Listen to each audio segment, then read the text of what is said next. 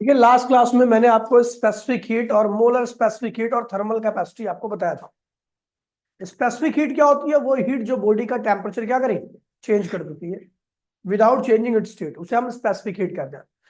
ठीक है, अगर इसको डिफाइन करने के लिए आ जाए कि व्हाट इज स्पेसिफिक हीट, तो आपको ध्यान रखना है कि 1 किलोग्राम का 1 डिग्री टेम्परेचर अगर चेंज कर दे, 1 डिग्री या 1 केल्विन सेम है, ठीक है, तो जो हीट होती है वो किसके बराबर होती है? स्पेसिफिक हीट के। 1 किलोग्राम का 1 डिग्री टेम्परेचर चेंज करने के लिए जो हीट लगती है उसको हम क्या कहते हैं? स्पेसिफिक हीट कहते हैं। m किलोग्राम का चेंज करने के लिए कितनी हीट लगेगी? ms। इसको आप थर्मल कैपेसिटी भी कहते हो। क्या कहते हो? और m किलोग्राम का डेल्टा टी डिग्री चेंज करने के लिए जो हीट लगती है उसको क्या कहते हैं? डेल्टा क्यू इक्वल्स टू में sm डेल्टा टी। देखिए ये वो हीट है जो 1 किलोग्राम का 1 केल्विन चेंज करती है, उस हीट को हम स्पेसिफिक कहते हैं। जब आप m किलोग्राम का 1 डिग्री चेंज करते हो तो उसको आप थर्मल कैपेसिटी कहते हो। जब आप m किलोग्राम का डेल्टा टी चेंज करते हो तो आपका क्या होता है? Total heat, total specific heat कहलाएगी। क्या कहलाएगी? Total specific heat. ठीक है, अलग अलग सब्सटेंस की स्पेसिफिक हीट क्या होती है? अलग अलग होती है। ठीक है, जिस सब्सटेंस की स्पेसिफिक हीट ज्यादा होती है, मैंने आपको बताया था, वो ज्यादा हीट लेकर के अपने टेम्परेचर को क्या करता है? राइज करता है।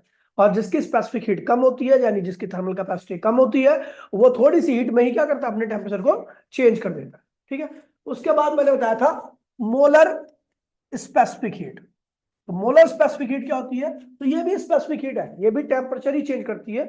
लेकिन यहाँ पे ध्यान रखना कि अगर आपको डिफाइन करना है तो डिफाइन कैसे करोगे? 1 मोल टेम्परेचर चेंज कितना होगा? 1 केल्विन। तो जो हीट रहेगी उसको क्या कहेंगे भैया? Molar specific heat. इसका देखो डिफाइन कैसे करेंगे। 1 मोल का 1 केल्विन चेंज करने के लिए जो हीट लगती है उसी को हम क्या कहते हैं? Molar specific heat. अच्छा, 1 मोल का 1 डिग्री चेंज करने के लिए इतनी लगेगी, तो n मोल का कितना लगेगी हीट? n मोल का 1 डिग्री चेंज करने के लिए nc लगेगी। और n मोल का डेल्टा टी डिग्री चेंज करने के लिए कितनी हीट लगेगी? nc delta T. याद है नहीं याद है? तो ये आपकी हीट। ठीक है, फिर उसके बाद मैंने थर्मल कैपेसिटी बताया था। थर्मल कैपेसिटी क्या होती है? तो थर्मल कैपेसिटी में ध्यान रखना कि 1 डिग्री चेंज करने के लिए, 1 केल्विन चेंज करने के लिए आप जितनी भी हीट ट्रांसफर करते हो उसकी थर्मल कैपेसिटी कहलाता है। अगर आपको ज्यादा हीट ट्रांसफर करनी पड़ रही है 1 डिग्री बढ़ाने के लिए या 1 केल्विन बढ़ाने के लिए, तो इसका मतलब उसकी थर्मल कैपेसिटी क्या है? ज्यादा। ज्यादा हीट को स्टोर करके अपना टेम्परेचर मात्र 1 केल्विन राइज करती है। ठीक है, और अगर किसी की थर्मल कैपेसिटी कम है तो वो कम हीट लेकर के ही क्या करता है? अपने डिग्री टेम्परेचर को क्या करता है? चेंज कर देता है। ठीक है, उसके बाद मैंने वाटर इक्विवेलेंट बताया था। क्या बताया था? अब वाटर इक्विवेलेंट क्या होता है? तो मैंने क्या किया, एक चीज थी, कोई भी सब्सटेंस था, एक कोई बॉडी थी, उसको मैंने हीट दी 100 जूल। हीट कितनी दी? और उसका टेम्परेचर कितना राइज हो गया? 1 केल्विन। कितना राइज हो गया? मैंने क्या किया, मेरे पास पानी पड़ा था, मैंने उसको 100 जूल हीट दी, उसका भी राइज कितना कर गया टेम्परेचर? 1 केल्विन। इसका मतलब उस सब्सटेंस की, उस बॉडी की और वाटर की थर्मल कैपेसिटी क्या है? सेम है। तो वो सब्सटेंस वाटर का क्या है? इक्विवेलेंट है। क्या है? तो जिन दो बॉडी, अगर किसी बॉडी का थर्मल कैपेसिटी वाटर के बराबर है तो उस बॉडी को हम वाटर का क्या कहेंगे? इक्विवेलेंट कहेंगे। क्या कहेंगे? चलो आगे बढ़ते हैं। आज बात कर रहे हैं भैया लेटेंट हीट की। किसकी बात करेंगे? लेटेंट हीट की। तो देखिए भैया, ये लेटेंट हीट का मतलब होता है, पहले सुन लीजिए, इसे कहते हैं लेटेंट, मतलब होता है हिडन। क्या होता है? छुपा हुआ। तो अब आपको हीट का कब पता लगता है? जब बॉडी का टेम्परेचर क्या होता है? बढ़ता है। हीट गेन करती है बॉडी तो उसका टेम्परेचर क्या होगा? बढ़ेगा। हीट लॉस करेगी बॉडी तो उसका टेम्परेचर क्या होगा? घटेगा। इसका मतलब आपको पता लगेगा टेम्परेचर के बढ़ने और घटने से ही हीट गेन हो रही है, लॉस हो रहा है। लेकिन अगर टेम्परेचर बढ़े ही ना तो आप कहोगे कोई हीट का लेन देन नहीं हो रहा। लेकिन ऐसा नहीं होता। कई बार आपने देखा होगा कि बर्फ 0 डिग्री, बर्फ है, वो पिघल रही है, फिर भी पूरे सिस्टम का टेम्परेचर क्या है? बर्फ भी है, पानी भी है, दोनों एक साथ है, लेकिन बर्फ धीरे धीरे पिघल रही है। तो आप देखोगे दोनों सिस्टम का टेम्परेचर क्या है? 0 ही है। इसका मतलब आपके हिसाब से कोई हीट आ ही नहीं रही, कोई हीट का लेन देन हो ही नहीं रहा। लेकिन आपको बता दो ना, यहाँ पे जो स्टेट चेंज हो रहा है, जो बर्फ से पानी बन रही है बॉडी, बर्फ वो जो भी है आपके पास, ठीक है, जो बर्फ से पानी बन रही है वो भी एक हीट की वजह से ही बन रही है। अगर वो हीट ना होती तो कभी बर्फ पानी में कन्वर्ट होती ही नहीं। उस हीट को हम क्या कहते हैं भैया? Latent heat. क्या कहते हैं? वो हीट होती है, लेटेंट हीट वो हीट है जो बॉडी का टेम्परेचर नहीं चेंज करती। क्या चेंज करती है? उसकी स्टेट को चेंज करती है। उस हीट को हम क्या कहते हैं? Latent heat. क्या कहते हैं? Latent heat. तो लिखा हुआ है when a solid change into liquid और liquid change into gas, वो हीट को एब्जॉर्ब करती है, ठीक है, लेकिन ये किसी प्रकार के टेम्परेचर में चेंज नहीं दिखाती। The heat use to change the state only, केवल स्टेट को चेंज करती है, टेम्परेचर चेंज नहीं करती। इस हीट को हम क्या कहते हैं भैया? लेटेंट हीट कहते हैं और हिडन हीट कहते हैं। क्या कहते हैं इसे? ठीक है। अच्छा ये देखिए, ये जो लेटेंट हीट है वो बॉडी के मास पर, कितना मास आप कन्वर्ट कर रहे हो उस पर डिपेंड करेगी। ज्यादा मास रहेगा तो आपको उसकी स्टेट को चेंज करने के लिए हीट भी क्या देनी पड़ेगी? कम मास रहेगा तो उसकी स्टेट को चेंज करने के लिए कम हीट देनी पड़ेगी। यहाँ पर जो प्रोपोर्शनलिटी साइन लगता है उसे हम एल कहते हैं। यही क्या है? लेटेंट हीट है। एल की वैल्यू जो होती है क्यू अपॉन में एम, यानी गिवन हीट अपॉन में जो भी मास है उस बॉडी का वो। अच्छा ठीक है। कई बार आता है डिफाइन, और लेटेंट हीट भी हर चीज की क्या होती है? अलग अलग होती है। किसी की स्टेट चेंज करने के लिए आपको कम हीट देनी पड़ेगी, किसी की स्टेट चेंज करने के लिए आपको ज्यादा हीट देनी पड़ेगी। जिसकी स्टेट चेंज करने के लिए आपको ज्यादा हीट देनी पड़ रही है इसका मतलब उसकी लेटेंट हीट क्या है? ज्यादा है। और किसी की स्टेट चेंज करने के लिए आपको कम हीट देनी पड़ रही है इसका मतलब उसकी लेटेंट हीट क्या है? कम है। अब देखिए डिफाइन लेटेंट हीट। डिफाइन, तो भैया कैसे डिफाइन करोगे? तो भैया ये ध्यान रखना, 1 किलो मास, 1 किलो मास, मास कितना है? उसको कन्वर्ट करने में जितनी भी हीट लगती है उसी को हम क्या कहते हैं भैया? Latent heat. तो वही लिखा हुआ है, the amount of heat required to change the state of 1 kilogram mass.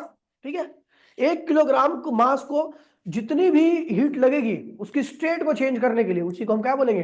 Latent heat, L. और टोटल हीट क्या होता है? L M. क्या होता है?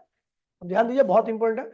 अब इसके ऊपर मैंने कुछ क्वेश्चंस, अच्छा पहले ये वाला देख लीजिए, ये डायग्राम देखिए, बहुत इंपॉर्टेंट डायग्राम है, बहुत खासम खास डायग्राम है। ठीक है, ये देखिए, जहां पे टेम्परेचर चेंज होता है वहां पे कौन सी हीट होती है? Specific heat. क्या होती है? जिसका आपको पता लग जाता है। और जहां पे टेम्परेचर नहीं, केवल स्टेट चेंज हो रही होती है, वहां पे कौन सी हीट होती है? Latent heat. मैंने कहा मेरे पास भैया बर्फ है, ये टेम्परेचर है और ये क्या है? ये हीट है। ठीक है, मेरी बर्फ थी, बर्फ का टेम्परेचर क्या था? -50 डिग्री सेल्सियस मान लीजिए। ठीक है, तो बर्फ को मैं हीट देना चालू करूंगा तो क्या बर्फ पिघलना चालू हो जाएगी? नहीं, बर्फ पिघलेगी जब जब वो 0 पे पहुंच जाएगी। इसका मतलब पहले बर्फ का टेम्परेचर धीरे धीरे क्या होगा? बढ़ेगा। -50, देखिए हीट दोगे, हीट बढ़ाई आपने, टेम्परेचर चेंज हुआ, लगातार आप हीट देते गए, टेम्परेचर बढ़ता गया। कब तक बढ़ेगा? जब तक कि टेम्परेचर क्या हो जाए? 0 डिग्री सेल्सियस ना हो जाए। तो उस वक्त आपको इतनी हीट देनी पड़ी, Q1। इस Q1, ये Q1 कौन सी हीट है?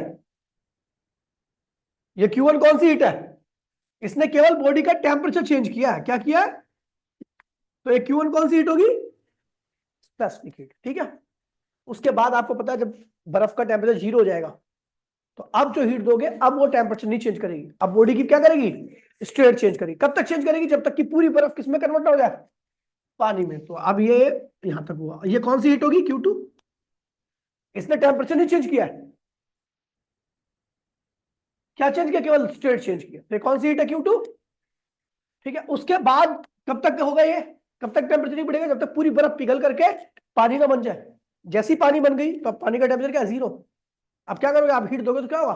टेम्परेचर चेंज होगा। क्या होगा? कब तक चेंज होगा? जब तक कि वो 100 ना हो जाए। कितना हो जाए? 100 डिग्री सेल्सियस। ठीक है, कितनी हीट दी आपने? Q3। इस Q3 को क्या बोलेंगे? कौन सी हीट है? इसने टेम्परेचर चेंज किया ना, क्या बोलेंगे? स्पेसिफिक। उसके बाद आपको पता है अगर आप हीट दोगे तो टेम्परेचर नहीं चेंज होगा, आप केवल क्या होगी? पानी, उबलता हुआ पानी किसमें चेंज होगा? ठीक है, ये हो गया, ये हो गया आपका Q4। ठीक है, Q1 कौन सी हीट है? इसने टेम्परेचर चेंज किया, तो कौन सी हीट है? Q2 ने स्टेट चेंज किया, तो कौन सी हीट है? Q3 ने क्या चेंज किया है? ठीक है, टेम्परेचर तो स्पेसिफिक हीट। और Q4 ने क्या चेंज किया है? ठीक है, तो यही डायग्राम बना रखा है टोटल हीट निकालने के लिए।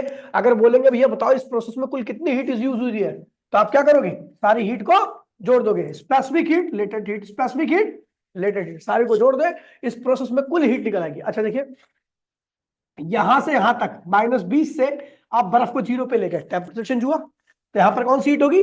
Specific heat of ice. Specific heat of, वो कैसे निकलेगी? Specific heat of ice, mass of ice, change in temperature of ice. उसके बाद फिर आपने क्या किया? स्टेट चेंज किया। केवल क्या किया? स्टेट चेंज करने में कौन सी हीट होगी? Latent heat. Latent heat of ice, mass of ice, ठीक है। उसके बाद फिर पूरा पानी बन चुका है, पानी का टेम्परेचर बढ़ेगा तो क्या होगा?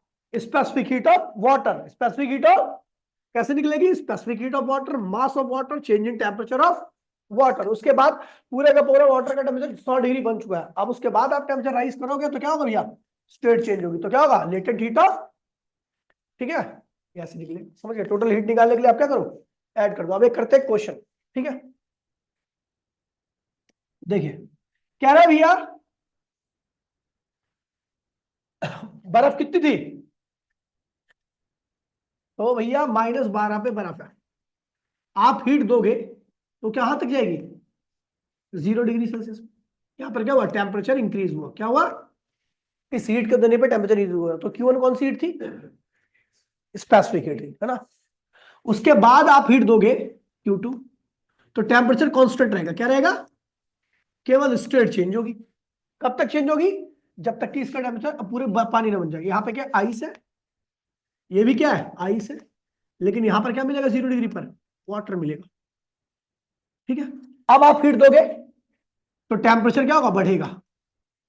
Q3 क्या कहलाएगी? Specific heat. क्या कहलाएगी? ठीक है। और कब तक बढ़ेगा? वाटर टू वाटर ही रहेगा, ठीक है। उसके बाद 100 डिग्री पर आ गया, 100 डिग्री सेल्सियस पे आ गया। उसके बाद आप हीट दोगे तो टेम्परेचर क्या हो जाएगा? कांस्टेंट हो जाएगा। क्या हो जाएगा? और ये कब तक आएगा? जब किसमें कन्वर्ट हो जाएगा? 100 डिग्री रहेगा। और किसमें हो जाएगा? वेपर में, ठीक है। तो यहाँ पर Q4 हीट लगी, है ना।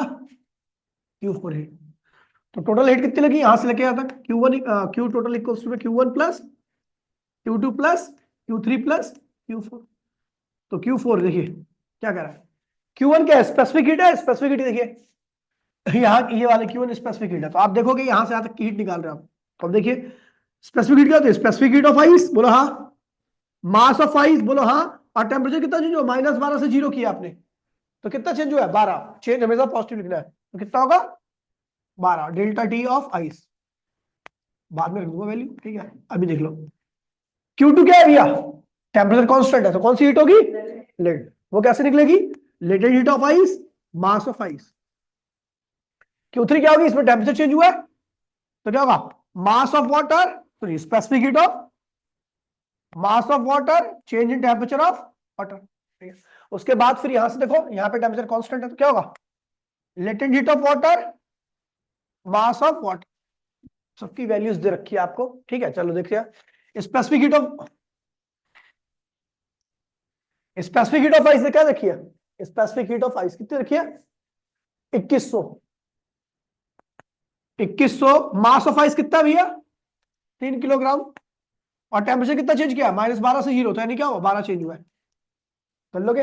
लेटेंट हीट ऑफ आइस कितनी रखी है? बहुत ज्यादा हीट होती है, आपको दिख रहे हो? ये 2100 है मात्र, और ये क्या? 3,35,000 जूल है। सोचो जो हीट आपको दिखती नहीं है वो इतनी बड़ी है। कितनी है? 3.5 इंटू 10⁵ लेटेंट हीट मास कितना? वही 3 ही होगा। स्पेसिफिक हीट ऑफ वाटर कितना है भैया? 4186। 4186। मास ऑफ वाटर वही होगा 3। टेम्परेचर कितना चेंज हुआ है? 0 से लेके 100। तो टेम्परेचर कितना हुआ? 100 plus latent heat of water कितना है भैया? लेटेंट हीट ऑफ वाटर कितना है? यहां पे देखा हुआ लेटेंट हीट ऑफ स्टीम, वही स्टीम वाटर एक ही बात है। कितना है? 2.256 इंटू 10⁻6। ये और ज्यादा है, 22 लाख जूल के आसपास है। गुड़े में मास कितना है? 3। इसको सबको सॉल्व करोगे आपकी टोटल हीट आ गई। कर लोगे भैया, कुछ नहीं है इसमें। डायग्राम ध्यान रखना बस, ठीक है। अब इसी के ऊपर कुछ क्वेश्चन और है, ठीक है। क्या कह रहा है? अभी इस क्वेश्चन को देखिए, ध्यान दीजिए। आप केवल अच्छे से पढ़ना जानते हो तो आप ये क्वेश्चन बहुत आसान है। आपको पता भी है अगर कोई बॉडी हीट लॉस करेगी तो दूसरी बॉडी क्या करेगी? गेन करेगी। समझ गए? बस यही फंडा आपको याद रखना। बहुत आसान है, आपको लग रहा है बड़ा हैवी क्वेश्चन है, इसकी कोई औकात नहीं है, ठीक है। अब देखिए ये एनसीईआरटी का बहुत अच्छा क्वेश्चन है, ठीक है। मैं पूरा सॉल्व नहीं करूंगा, ठीक है। कि मैं फॉर्मूला बना दूंगा, उसमें फॉर्मूले वैल्यू रखना, ठीक, सीधा आंसर आएगा। ध्यान दीजिए भैया, कह रहे भैया, कह रहे स्पेयर ऑफ एल्यूमिनियम, एल्यूमिनियम का एक स्पेयर है, वो रखा गया है सफिशिएंट टाइम के लिए एक बॉइलिंग वाटर में। बॉइलिंग वाटर का टेम्परेचर क्या होता है? 100 डिग्री, उसमें रखा गया, और उस वजह से उसका खुद का टेम्परेचर कितना जाता है? 100 डिग्री आता है। उसके बाद उसको तुरंत ट्रांसफर किया जाता है एक पानी, कॉपर, कॉपर का मास कितना है, ठीक है, और उसके अंदर पानी कितना है, उसके अंदर ट्रांसफर कर दिया जाता है। अच्छा, उस पूरे सिस्टम का इन दोनों का कुल टेम्परेचर कितना था, और जो एल्यूमिनियम डाला गया उसका टेम्परेचर कितना है? 100 डाला गया, थोड़ी देर बाद देखेगा पूरा सिस्टम इक्विलिब्रियम में आ गया, सबका टेम्परेचर क्या हो गया? 23 23 23, तीनों चीजों कितना हो गया? तब अब एक बात सोचिए, हीट लॉस किसने किया था? एल्यूमिनियम का पहले कितना था, बाद में क्या हो गया, यानी एल्यूमिनियम का टेम्परेचर कम हुआ, यानी इसने हीट को लॉस किया। अच्छा, कॉपर का और पानी का टेम्परेचर पहले कितना था, बाद में कितना हो गया, यानी इन दोनों ने हीट गेन किया है। और आप सबको पता है हीट लॉस बराबर में हीट, हो गया question. As we know heat loss by aluminium बराबर में हीट गेन, किसने किसने gain by copper and water. और यहां पर आप देख रहे हो टेम्परेचर चेंज हुआ है ना, तो कौन सी हीट यूज करूंगा मैं? Specific heat. तो आप देखिए हीट लॉस किया इसने, तो हीट लॉस कैसे निकलेगा? स्पेसिफिक हीट ऑफ क्या? Aluminium, mass of aluminium, change in temperature of aluminium. ध्यान दीजिएगा, बहुत आसान क्वेश्चन है। उसके बाद गेन किसने किया? कॉपर ने, और उसमें रखे पानी ने। तो पहले हम लिखे कॉपर ने, कॉपर का टेम्परेचर बढ़ा हुआ ना, तो specific heat of copper, mass of copper, और change in temperature of copper. ये कॉपर की स्पेसिफिक हीट, क्योंकि इसका टेम्परेचर बढ़ा है। अच्छा, वाटर भी था उसमें, वाटर भी, तो specific heat of water, mass of water, और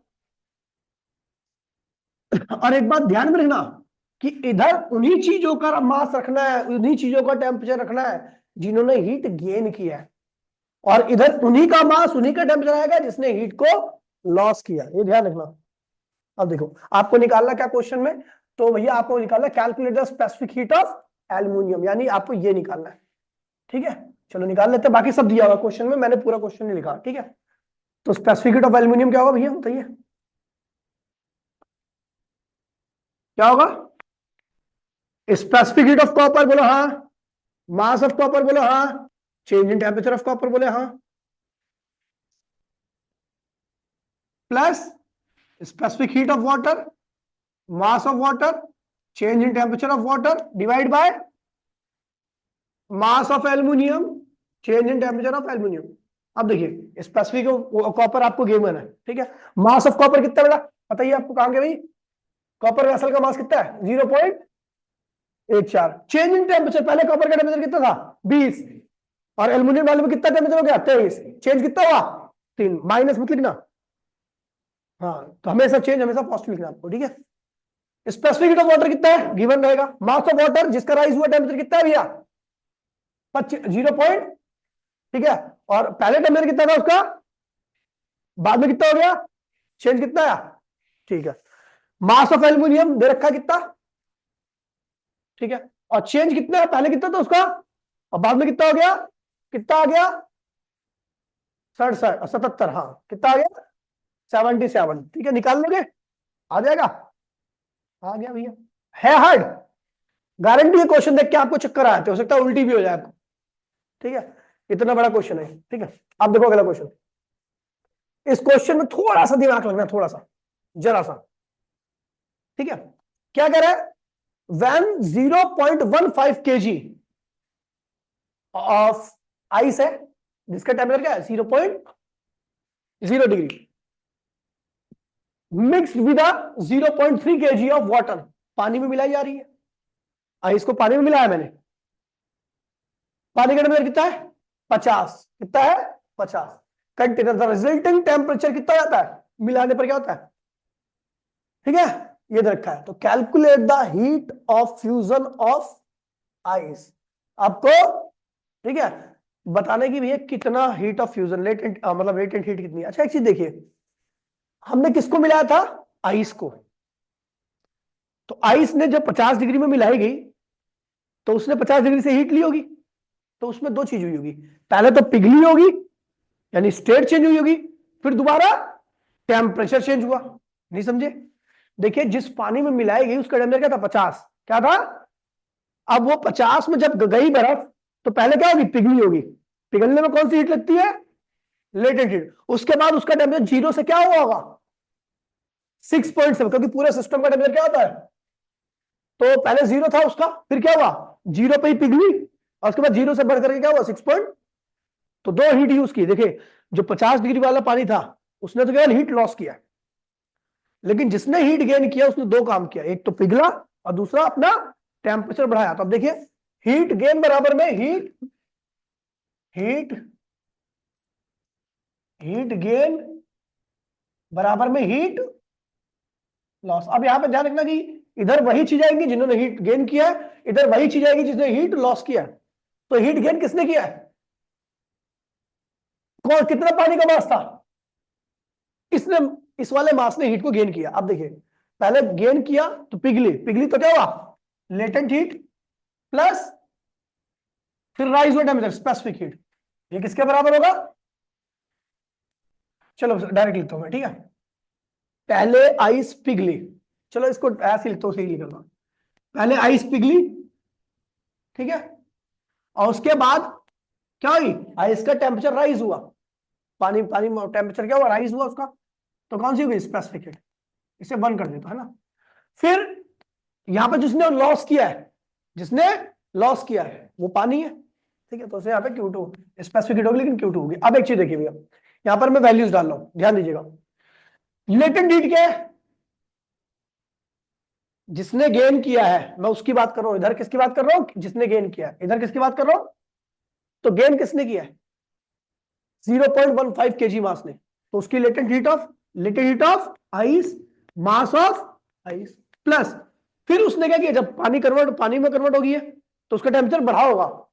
तो mass of specific heat of water, mass of water, यही मास तो वही यूज होगा ना जो मास यहां पर है, वही मास यहां पर ही होगा, क्योंकि मैं गेन करने वाली बात हूं। और change in temperature of water बराबर में दूसरे पानी ने लॉस किया, तो क्या होगा, specific heat of water, mass of water, change in temperature of water. अच्छा यहां पर मैं कह देता हूं, ये भैया पहला पानी था और ये क्या है भैया, दूसरा पानी इसके अंदर मिक्स किया मैंने।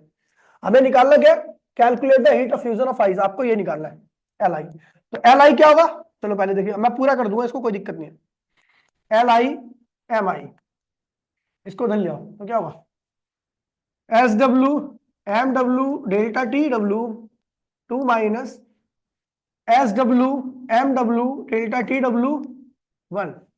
तो आपको क्या निकालना है, एम आई, क्या निकालना है, सॉरी एल आई निकालना है। एल आई क्या होगा, S W M W delta T W 2 minus S W M W delta T W 2, sorry 1 है। अपॉन में क्या होगा नीचे, एम आई। अब एक चीज देखो, S W specific heat of water, आपको गिवन होगा, बोलो हाँ। मास ऑफ वाटर, ये कौन से वाटर है, जिसने हीट को लॉस किया है, जिसने हीट को, उसका मास कितना है, 0 पॉइंट, ठीक है, जितना यहां पर वो वाला मास ना। अच्छा जिसने हीट लॉस किया उसका टेम्परेचर चेंज कितना हुआ है, पहले कितना था 50, बाद में कितना हो गया, तो कितना चेंज हुआ निकाल लोगे। यहां पर स्पेसिफिक हीट ऑफ वाटर, कौन सा वाटर है, जो पिघला है, ठीक है, तो वहां स्पेसिफिक हीट तो सेम ही रहेगी।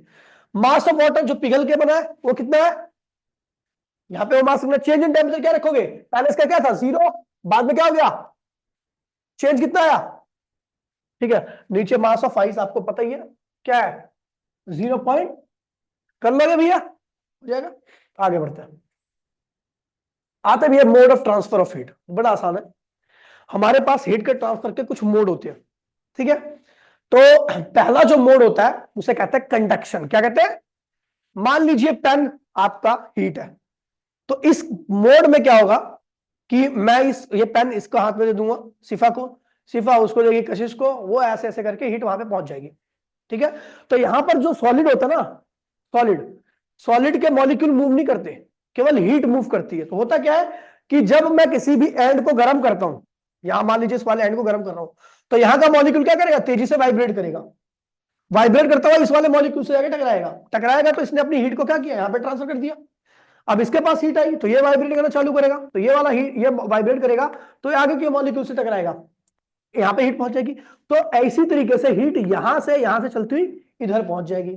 इस मोड को यहां पर पार्टिकल नहीं जा रहा, पार्टिकल एक पार्टिकल से दूसरे पार्टिकल को हीट दे करके दूसरे एंड पर पहुंचा दे रहा है, इसको हम कहते हैं कंडक्शन। क्या कहते हैं, कंडक्शन। एक तरीका यह है कि मैं इस हीट को यानी इस पेन को सीधा क्या करूं, चल के जाऊं और कोने में देके आ जाऊं। यहां पर मॉलिक्यूल खुद हीट ले गया और दूसरी जगह पे ट्रांसफर करके आ गया, इसे कहते हैं कन्वेक्शन। क्या कहते हैं इसे, अब हम यहां पे देख रहे हैं, यहां पर मॉलिक्यूल कंडक्शन की बात करूं या कन्वेक्शन की बात करूं, इन दोनों केस में मॉलिक्यूल की मूवमेंट जरूरी है हीट ट्रांसफर के लिए। तो ये दोनों प्रोसेस क्या होते हैं, काफी स्लो होते हैं। और एक मोड है कि मैं सीधा इस पेन को सीधा फेंक दूं, ये पहुंच जाएगा वहां पे।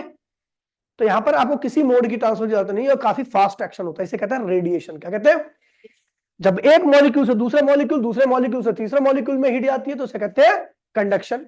जब मॉलिक्यूल खुद चल करके जाता है, हीट दे करके आता है, इसे कहते हैं कन्वेक्शन। और जब कोई मॉलिक्यूल जाता है सीधा क्या होती है, जाती है हीट जाती है, इसे क्या कहते हैं, रेडिएशन। सबसे फास्ट मोड कौन सा होता है, रेडिएशन। ठीक है, तो हम बात करें भैया, solid are usually heated by the process of conduction. ठीक है, liquid and gas are heated by the process of convection. ठीक है, और जबकि जो सन से रेडिएशन आती है या हमें आंच आती है आग के आगे खड़े होने पर, वो किस प्रोसेस से आती है, रेडिएशन के प्रोसेस। किससे आती है, अब यहां पर मैंने कप बना रखा है, यहां पर तीनों चीजें होंगी। कप जब गर्म होगा तो यहां का पानी जो होगा वो गर्म होगा, और गर्म पानी कहां जाता है, गर्म पानी की डेंसिटी कम रहती है, गर्म पानी की डेंसिटी, और कम डेंसिटी वाली चीज कहां चली जाती है, ऊपर। तो गर्म पानी कहां चला गया, ऊपर चला गया। ठीक है, तो सीधा पानी अपने साथ क्या लेके गया, हीट लेके गया। तो कौन सा मोड है, पानी अपने साथ क्या लेके गया, हीट ले गया। तो यहां पर मॉलिक्यूल खुद हीट को ले आ रहा है, तो कौन सा प्रोसेस है, कन्वेक्शन। क्या है, कन्वेक्शन। अच्छा, जब मैं गर्म कर रहा था बर्तन, तो बर्तन से ये हीट क्या हुई, ऐसे ऐसे चल के यहां पर पहुंच गई। तो क्या आपको पता है यहां का मॉलिक्यूल चल के तो यहां पे नहीं आया होगा ना, लेकिन हीट आ गई, इसको पकड़ गई, तो क्या ये कंडक्शन। लेकिन अगर आप यहां पे खड़े हुए हो तो ये आग आपको भी लगेगी।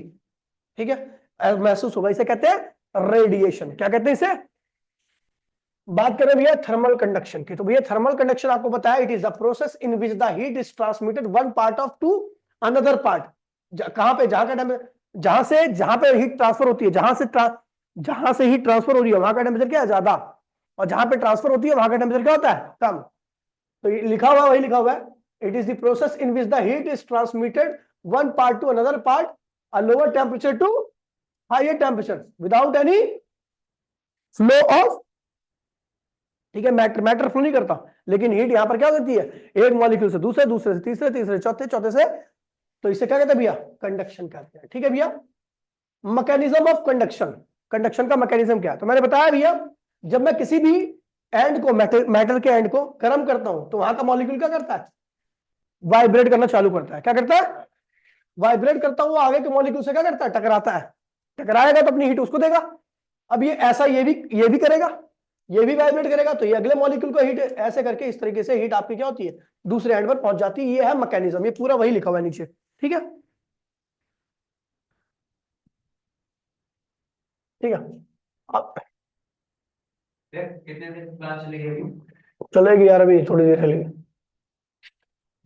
तब भी कितने दिन, क्या करेगा, बताओ तो, मैथ्स पढ़नी है, आधा घंटा मान लिया, जा तू जा। तुम पहले वाले बैच में क्यों नहीं है भाई, जब तुम्हें बता देगा, मैंने तुम्हें स्ट्रिक्टली बोला था। पहली बार में आते तो फिर 1 घंटा क्या करता, और मतलब यहाँ क्लास छोड़ना मंजूर है, क्लास छोड़ना मंजूर है, घूमना मंजूर नहीं। 10:30 बजे चालू हुई है, 10 चलो जा जा, तुम क्या करे, लेकिन तुम्हारी नहीं है, बैठो खाना। नहीं नहीं, तू जा, बताना मत कि यहाँ पे बच्चे बैठे हैं। ठीक है, देखिए भैया, थर्मल कंडक्टिविटी बहुत आसान टॉपिक है। ठीक है, और काफी इंपोर्टेंट टॉपिक है, बहुत ज्यादा आता है। ठीक है, क्या कह रहा है भैया कि मान लो मैं, ये मेरे पास एक क्यूब है, अरे यार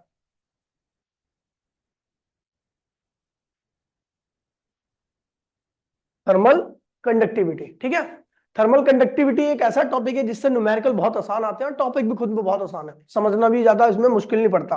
ठीक है, क्या कह रहे हैं देखिए, देखिए ये एक आपका क्यूब है, मतलब क्यूब या कुछ भी कोई बॉडी है जिसके एक फेस को मैं गर्म कर रहा हूं, गर्म करने की वजह से यहाँ का टेम्परेचर क्या हो गया, अब क्या हो गया, T1 हो गया। क्या हो गया, अच्छा जिस फेस को गर्म कर रहा हूं उसका एरिया कितना है, A। ठीक है, तो अब बता दो भैया जैसे ये गर्म होगा तो ये यहां से हीट निकलेगी, वैसे जाएगी तो हर जगह पे, लेकिन मैं उसी हीट की बात कर रहा हूं जो इस वाले फेस पे जा रही है। ठीक है, तो यहां पे जैसे ही यहाँ का टेम्परेचर ज्यादा था और मुझे पता है यहाँ का टेम्परेचर क्या है, T2 है, कम है, तो हीट यहां से चल करके यहां पहुंच गई। ठीक है, अब ये लगातार होता रहेगा, जैसे जैसे आप इसको गर्म करते रहोगे हीट लगातार चल करके T2 वाले एंड पर आती रहेगी। ठीक है, अच्छा दोनों एंड के बीच की दूरी क्या है, जहां से हीट जा रही है और जहां पे जाना है उन दोनों के बीच की दूरी क्या है, x है। ठीक है, तो अब देखिए ज्यादा वाले एंड का टेम्परेचर क्या है, T1, और कम वाले एंड का टेम्परेचर क्या है, T2, और हीट का ट्रांसफर कहां से कहां पे हो रहा है, T1 से T2 की तरफ हो रहा है। ठीक है, तो भैया ऑब्जर्वेशन में देखा गया कि जो हीट ट्रांसफर हो रही है इस वाले पार्ट से इस वाले पार्ट पर, वो इस बात पे डिपेंड कर रही है कि इन दोनों पार्ट के बीच में टेम्परेचर डिफरेंस कितना है। सपोज कीजिए अगर यहां का टेम्परेचर बहुत ज्यादा होगा और यहां का टेम्परेचर बहुत कम होगा तो डिफरेंस क्या आएगा, ज्यादा आएगा, और जब डिफरेंस ज्यादा रहेगा तो हीट का ट्रांसफर भी क्या होगा, बहुत ज्यादा होगा। ठीक है, देखिए गर्मी के टाइम में चाय क्या होती है, एटमोस्फेयर का टेम्परेचर क्या होता है, ज्यादा होता है, चाय का टेम्परेचर भी क्या है, ज्यादा है, डिफरेंस क्या आएगा, कम, तो हीट का ट्रांसफर क्या होता है, चाय से बाहर की तरफ कम होता है। लेकिन अगर मैं ठंड के टाइम की बात करूं तो ठंड के टाइम बाहर का टेम्परेचर क्या होता है, कम होता है, और चाय का टेम्परेचर क्या होता है, डिफरेंस क्या हो गया, ज्यादा, और ज्यादा डिफरेंस रहेगा तो हीट, चाय बड़ी जल्दी ठंडी होती है ना, यानी हीट का ट्रांसफर क्या होगा, ज्यादा होगा। यानी हीट का ट्रांसफर जो हो रहा है वो इस बात पे डिपेंड कर रहा है कि दोनों सरफेस के बीच में टेम्परेचर डिफरेंस क्या है, कितना है। ज्यादा टेम्परेचर डिफरेंस रहेगा तो इस सरफेस से इस सरफेस के थ्रू क्या होगा, ज्यादा हीट का ट्रांसफर होगा। अच्छा दूसरा देखिए, आप आग सेकते हो तो उंगली के थ्रू सेकते हो या हथेली के थ्रू, क्यों, क्योंकि हथेली का एरिया क्या है, तो हीट भी क्या लगी, ज्यादा, और ठीक है, और बाकी उंगली का एरिया क्या है, कम है, तो इसलिए हीट का ट्रांसफर क्या होगा, कम होगा। तो जहां का एरिया ज्यादा वहां पे हीट का ट्रांसफर भी क्या होगा, ज्यादा होगा। दूसरा, आप आग को सेकना है तो पास में हाथ लेके सेकते हो या दूर, 1 किलोमीटर दूर, क्यों, क्योंकि पास में ले जाओगे तो हीट का ट्रांसफर क्या होगा, ज्यादा होगा, दूर ले आओगे तो हीट का ट्रांसफर, तो transfer of heat is inversely equal to दोनों फेस के बीच की दूरी। और लास्ट, अगर आपको ज्यादा हीट गेन करनी है तो कम टाइम के लिए रखोगे या ज्यादा टाइम के लिए रखोगे, ज्यादा टाइम, यानी टाइम जितना ज्यादा रहेगा हीट का ट्रांसफर आपकी बॉडी में या एक फेस से दूसरे फेस पे ज्यादा होगा। ठीक है, ये हम देख रहे हैं कि हमारे पास 4 फैक्टर है, एक फैक्टर ये है, एक फैक्टर ये है, एक फैक्टर ये है, एक फैक्टर ये है। इन सारे फैक्टर्स को हमने लिया और कंबाइन कर दिया, जो प्रोपोर्शनल थे उनको ऊपर लिखा, जो इनवर्सली थे उनको नीचे लिखा। अच्छा यहां पर साथ साथ में इस प्रोपोर्शनलिटी साइन को हटाने के लिए एक कांस्टेंट का इस्तेमाल किया, इस कांस्टेंट का नाम है कोएफिशिएंट ऑफ थर्मल कंडक्टिविटी। इसका मतलब जो हीट का ट्रांसफर हो रहा है वो किसके किसके ऊपर डिपेंड कर रहा है, एरिया पर, टेम्परेचर डिफरेंस पर, टाइम पर और एक्स पर, और साथ साथ में एक और पे डिपेंड कर रहा है के, यानी मैटर की प्रॉपर्टी पर, वो मटेरियल कैसा है। कई मटेरियल ऐसे होते हैं जिनको छूने पर, एक लकड़ी ले, लकड़ी के एक एंड पर आग लगा दो, दूसरे एंड को पकड़ो, आपको महसूस भी नहीं होगा कि आग जल रही नहीं जल रही, यानी उसकी थर्मल कंडक्टिविटी क्या है, बहुत कम है, उसका कोएफिशिएंट ऑफ थर्मल कंडक्टिविटी भी होगा बहुत कम होगा।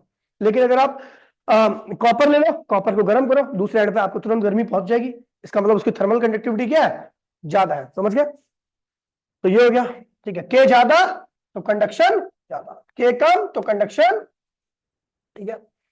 उसके बाद बात करते भैया, ठीक है, ये फॉर्मूला हमने ये देखा, ठीक है, लेकिन जब हम इस टी को यहां पर नहीं यहां पर लगा देते हैं तो ये बन जाता है rate of flow of heat. क्या बन जाता है ये, rate of flow of heat. ठीक है भैया, तो rate of flow of heat, और हीट पर सेकंड कहते हैं, हीट फ्लो पर सेकंड कहते हैं। तो क्यू अपॉन, इसे जब आपको rate of flow of heat निकालना होगा तो ये यूज करोगे, जब आपको केवल हीट निकालना होगा तो आप ये यूज करोगे। अच्छा एक बात देखिए, यहां पर एक माइनस का साइन भी लगा दिया मैंने, क्यों क्यों लगाया? क्योंकि भैया आपको बता दूं, ये जो रेट है ना वो टाइम के साथ स्लो होता जाएगा। क्यों? क्योंकि आपको पता है कि जैसे जैसे चाय हीट को लॉस करेगी तो उसका टेम्परेचर भी कम होगा, बाहर का टेम्परेचर भी क्या है, कम है, तो डिफरेंस क्या होगा, कम।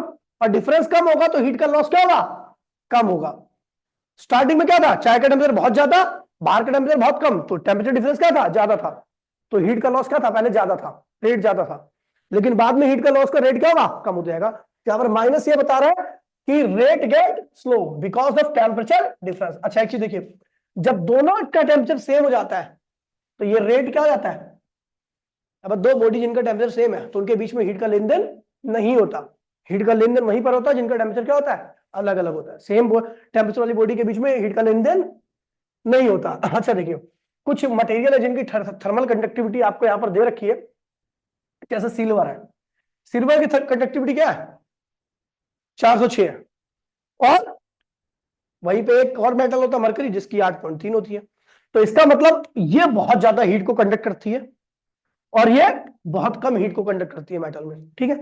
अच्छा इंसुलेटर में देखोगे तो ये इनकी थर्मल कंडक्टिविटी तो पॉइंट में आ रही है, मतलब ये ना के बराबर कंडक्ट करती है। लकड़ी देखो इंसुलेटर ना, वो हीट को कंडक्ट ही नहीं करती, इसलिए इनका इस्तेमाल किसमें किया जाता है, हैंडल वगैरह बनाने में, बर्तन वगैरह के हैंडल बनाने में। आइस की थर्मल कंडक्टिविटी इतनी होती है, वाटर की इतनी होती है, समझ गए। एप्लीकेशन ऑफ, अच्छा गैस में देखो, आर्गन होगा तो थर्मल कंडक्टिविटी 0 मान लो, हाइड्रोजन होगा तो इसकी भी थर्मल कंडक्टिविटी क्या है, समझ गया। अगर बीच में आग जल रही है, इसका मतलब अगर आपको किसी चीज को इंसुलेटर बनाना ना तो बीच में क्या डाल दो, गैस डाल दो, क्या डाल दो, अब वो कंडक्ट ही नहीं करेंगे तो हीट का लेन देन होगा ही नहीं, ठीक है।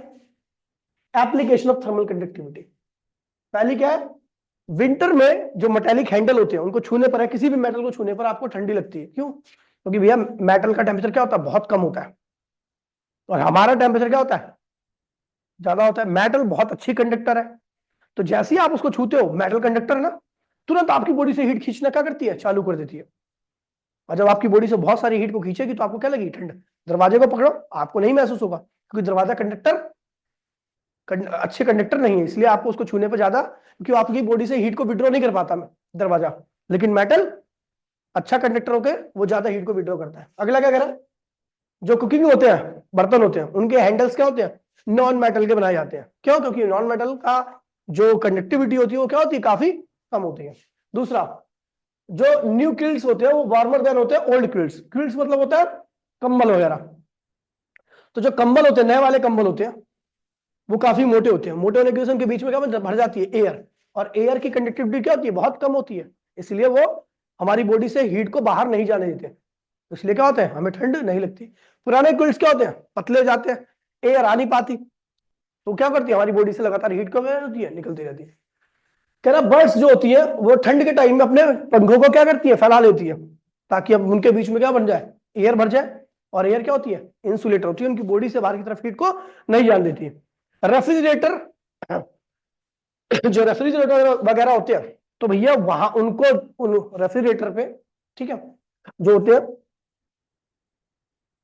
उनकी वॉल पर एक थर्माकोल टाइप का डाला जाता है, देखा आपने, कबाड़ी वाले की दुकान पे जब रेफ्रिजरेटर टूटता है तो देखा होगा दीवार में थर्माकोल होता है, क्योंकि थर्माकोल क्या होता है, इंसुलेटर होता है, वो बाहर से हीट के अंदर, बाहर से फ्रिज के अंदर हीट को नहीं जाने देता, समझ गया।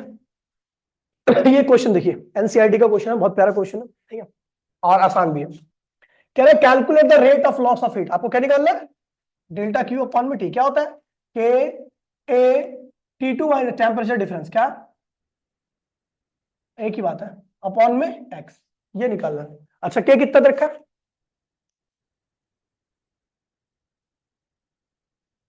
एरिया कितना है भैया, 1000 सेंटीमीटर स्क्वायर, 10⁻⁴ से मल्टीप्लाई करना। टेम्परेचर डिफरेंस क्या है, बाहर का देखिएगा, अगर एक विंडो है, विंडो के बाहर कितना टेम्परेचर है, -5, विंडो के अंदर कितना टेम्परेचर है, 37, तो कह रहा है हीट लॉस होगा, अंदर से बाहर जाएगी तो कितना होगा, तो वही रेट निकाल लो मैं। टेम्परेचर डिफरेंस कितना है, 37 और 15 कितना होगा, 42। और कह रहे जो विंडो है उसकी जो चौड़ाई दे रखी है आपको, वो दे रखी है 0.4 सेंटीमीटर, ना मीटर में कन्वर्ट कर लो, इसको सॉल्व करोगे इसको सॉल्व करोगे तो आपका रेट आ जाएगा। आगे रेट हो गया क्वेश्चन। ठीक है, ये क्वेश्चन बहुत प्यारा है। ठीक है, और इसकी 100% गारंटी है। ठीक है, कि आएगा ही आएगा एग्जाम में। ठीक है, कह रहा है कि एक स्टील है, एक कॉपर है। कॉपर जो है वो आइस बॉक्स के वहां पे रखा हुआ है, कॉपर का एक एंड, और स्टील का एक एंड कहां रखा हुआ है, फर्नेस, मतलब जहां पे आग जल रही है, भट्टी जल रही है, और इधर से ये दोनों जुड़े हुए हैं। ठीक है, तो स्टील का ये वाला एंड कितने टेम्परेचर पे होगा, 300 पे। कॉपर का ये वाला एंड कितने टेम्परेचर पे होगा, 0 पे। तो हीट का ट्रांसफर कहां से कहां पे होगा, इधर से इधर होगा। तो कह रहे हैं जहां पर जुड़े हुए हैं वहां का टेम्परेचर मुझे नहीं पता, वो बताओ क्या होगा। ठीक है, तो मैंने मान लिया वहां का टेम्परेचर क्या है, टी। यानी स्टील के इस वाले एंड का टेम्परेचर क्या होगा, टी, और कॉपर के इस वाले एंड का टेम्परेचर क्या होगा, टी। दोनों का सेम ही होगा। तो अच्छा एक चीज देखो, हीट लॉस कौन कर रहा है, स्टील या कॉपर, स्टील कर रहा है, और गेन कौन कर रहा है, कॉपर। तो rate of loss of heat by steel is equal to rate of loss of gain of copper, है ना। रेट क्या होता है, ठीक है, क्यू अपॉन में टी कर दो ना, तो क्या होगा, के के of steel, area of steel, change in temperature of steel upon में मतलब लेंथ ऑफ स्टील, है ना। के ऑफ कॉपर, है ना, area of copper, change in temperature of copper upon में एक्स ऑफ कॉपर। समझ गए भैया। अच्छा, के ऑफ स्टील कितना रखा है, 50.2, कितना रखा है, एरिया